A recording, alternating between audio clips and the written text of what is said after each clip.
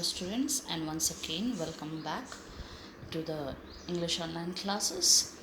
As we people are going through the chapter The Enemy, let's have a quick recall of this portion, what we people have done in the previous videos. In the previous video we have seen that this chapter The Enemy is basically being put in your syllabus to make you people understand and remember, and to keep in mind that the most important virtue in this world is humanity, to love other human beings, and it is above all the other feelings. In this chapter, it is about the time period when the war broke out and there was severe enmity between America and Japan, and under that circumstances, it so happened that a Japanese doctor comes across an enemy American soldier. So the story is like this. The protagonist of the story, you cannot say the protagonist because there are two basic heroes in the story, or two basic characters in the story around which the whole story rotates. One is a Japanese doctor. Now, this Japanese doctor, his name is Dr. Sadao Hockey, and he lives at the coastal area of Japan, one of the coastal area of Japan, and his house is surrounded by bent pine trees, and he speaks about his childhood time and his father, who was a traditional, or you can say a typical Japanese he was, and he was not like the other father joking and playing around with his son, but instead he was more worried about his father's son's future and his education. He sent Sadao to America at the age of 22 to learn more about medicine and to become a surgeon. And before he died, Sadao, he had proved himself to be a great surgeon back in Japan, and we people have seen why he was not sent along with the Japanese troop to the battlefield, because he was bringing a perfection to one of the medicine that could clean the wound entirely. And as well as the another reason was that the general of the army, the Japanese army, may need an operation due to his medical history, and for that he trusts only Dr. Sadao. Further, we have seen that how he had explained about the mist covering the raising up from raising up from this ocean over there, and then covering the wine trees, the island, and automatically, finally, his house also. And at that moment, he was just thinking about his wife and two children, and while he was standing in the veranda, his wife joined him, and then he started recalling and running back the lane of where he had happened to meet Hannah, how he met her, how he fell in love, and all those things, and how they got married with their father's permission. While they were just standing and enjoying the weather outside, the scene outside, suddenly they found that a figure has raised up from the ocean, like as if though the ocean threw the figure out. And then after that, they felt that that figure fell down on the stomach, on his face, and is not able to get up. So at first, Sadao, he thought that it might be a fisherman, because there are a lot of fishermen living near to that island. So he thought that maybe one of the fishermen might have gone washed away and came to the shore. And thinking that, he ran, because he also knew that that side of the water was having very piercing rocks, and whoever the man might be, might be very seriously wounded. So he ran towards that side. Hannah followed him. After reaching over there, his doubts came true. That's why because there was all blood around the one side of that man, and he was still lying over the sand, face buried in the sand. And then he just knelt down, and he turned the man to see who the man is, and to their shock, it was an American. And the clothes over him have turned into rags, which shows that from days or from months he had been wearing that. And when he searched for the wound from where the blood has come out, he found that it was somewhere at the right side, lower, means at the lower back area of the right side, that gun wound was there, and when his fingers touched that place, the blood started oozing out. Now, when he saw that American fellow, he was totally in dilemma that what he must be doing with that man. But his hands, being the hands of a doctor, means involuntarily, means with against his will, it just took a piece of sea moss from the beach side and made a patch over the place from where the blood was oozing. So temporarily the blood stopped coming out. The man was unconscious. He gave a deep groan, but he was not conscious at all. Now the question was what to do with this man. So Sadao thought that it is better to push him back into the water. Hannah supported his this view because not that they were heartless. The reason was that even if he be given to the police, he will die. So what is the use of giving him to the police? His condition was already bad, and on top of that, if you give him to the police, then he will definitely die. So better it was to push him back into the water. But they wanted to find out who actually he is. So the cap which he was wearing, which has fell onto the side when he turned the man, when he picked it up, he found that he was an American sailor of the warship, and most probably he was a prisoner of war. So he has escaped, and while escaping he was shot, and that was the gun wound all about. Now what to do? So Hannah said to push him back, but then Sadao said that even if he do that, whether she will be capable of doing it or not. But then Hannah was not that capable, or she was not having the heart to push that man back into the water. So Sadao, he spoke to himself that if this man would have been in a healthy condition, definitely he would have handed him over to the police. But he is in a terrible state, and that doctor within him was not allowing him to do so. So Hannah decided that ultimately they will be taking this man to their house. Now the question was how to console and how to make the servants, the Japanese servants at home, about the entire situation. So Hannah gave the suggestion that we will be telling them that after he get all right, they will hand him over to the police, definitely, because they have to do so, otherwise his reputation and the life of the entire family will be at stake.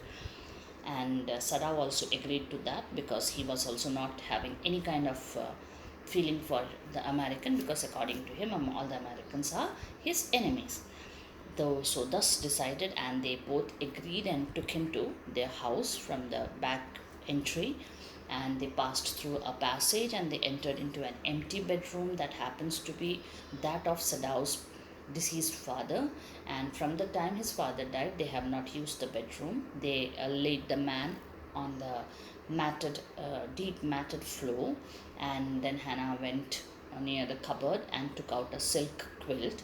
Though she hesitated, as I told you, being a lady, she was a little hesitant to put that beautiful quilt of beautiful linen and silk linen and good beautiful flowers over it, over that man, and because that man was terribly dirty. Till there we people have done in the previous video, and now let's continue further. He had better be washed, Sadao agreed. If you will fetch hot water, I'll wash him.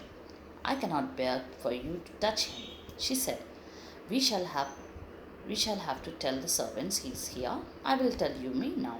You can leave the children for a few minutes and she can wash him. Basically, when she said that he's very dirty, Sadao, he said that, okay, you can do one thing. We will better give him a wash, and because of that, you just go and fetch hot water, and after you fetch hot water, I'll give him a clean wash. So our Hannah, she said that I cannot even think of you touching him. Whatever, maybe they were Japanese and they didn't like the Americans, so she said that I cannot bear to even think of you touching him. So as such also we have to tell the servants. I'll do one thing, I'll go and tell Yumi, and then she can leave the children for a few minutes and can come and wash him. About Yumi, I'll give you a small introduction. That is, Yumi, she is the governess or the caretaker of their children. She looks after their children. So about her only she is talking, that she is the one who looks after the children. So for a little while she can leave the children and she can come and give him wash. And when he said this, so now he said that, okay, while you tell Yumi, I will tell the rest of the servants. But the utter pallor of the man's unconscious face moved him first to stoop and feel his pulse. It was faint, but it was there. He put his hand against the man's cold breast. The heart too was yet alive. He will die unless he is operated on, Sadaus said, considering. The question is whether he will not die anyway. Hannah cried out in fear. Don't try to save him. What if he should live? Now, before they were about to go and tell all the servants and all, suddenly something was there, some kind of an expression on his face came, this man, though he was unconscious, but there was a kind of a paleness over his face, and because of this paleness, it forced Dr. Sadao to stoop to bend down and check his pulse. Pulse was very faint, negligible, and then he put hand against the man's chest, and he could feel the heartbeat, which tells that this man was still alive. So Sadao said that if operation is not done, this man will die. But then the question is that whether he will not die anyway. Can you just tell me what does it mean? Just think about what does this particular statement of Dr. Sadao means. He said he will die if operation is not done. But he also said that whether he will not die anyway. Yes, it means that when the man get all right and he will be handed over to the Japanese police. So whether he will live after that, whether the Japanese will leave their enemy soldier, and that too who had escaped from the prison, no way. Their brutality level is too high. So Hannah, she out of fear, thinking that what is stored in future for that man, she said that please don't try to save him. Let him live. Let him not live, because even if he live, what will happen to him? What if he should die? Sadao replied. He stood gazing down on the motionless man. This man must have extraordinary vitality, or he would have been dead by now. But then he was very young, perhaps not yet 25. When Hannah said that please don't try to save him by the operation, because even if he live, what will happen to him? So Sadao, he just said that whether he will survive the operation. What I know that while the operation is done, he will survive or not. But then he started looking at that man continuously. He was gazing at him. He was staring at him. The man was motionless, but the man seemed to have an extraordinary strength within himself, And he said that because of the way he reached to the shore. Because if in his place any other man would have been there, definitely he would have been dead. But then he was alive right there in front of his eyes, and he seemed to be very young, somewhat like 25. So Hannah asked, you mean die from the operation? Hannah asked. Yes, Sadao said. Hannah considered this doubtfully, and when she did not answer, Sadao turned away. At any rate, something must be done with him, he said, and first he must be washed. He went quickly out of the room, and Hannah came behind him. She did not wish to be left alone with a white man. He was the first she had seen since she left America, and now he seemed to have nothing to do with those whom she had known there. Here he was, her enemy, a menace, living or dead. Okay, Dr. Sadao, he said that he needed an operation, means that man need an operation to live, and even if he live, whether he will survive or not. And the next place he said that there is very minimum chances of him to be alive. So Hannah inquired, you mean to say that he will die while operating? Then Sadao said yes. To that, Hannah was doubtful. Do you know why? Because Dr. Sadao was a top class of surgeon, and he never had any history of failed operations. So because of that reason, she was doubtful that that man will die while operating. And when she did not answer to Sadao, Sadao spoke to himself and he said that, see, whatever may be, something has to be done very fast. But first thing is to wash this man. And then he said that, and he went out, and Hannah followed him because she did not wish to be left alone with the white man, because this was first time after coming back from America that she was left alone with uh, an American, and he was totally different from all the others over there. And moreover, right now he was their enemy, a trouble, and living or dead, he was a trouble for them. So I'll be taking this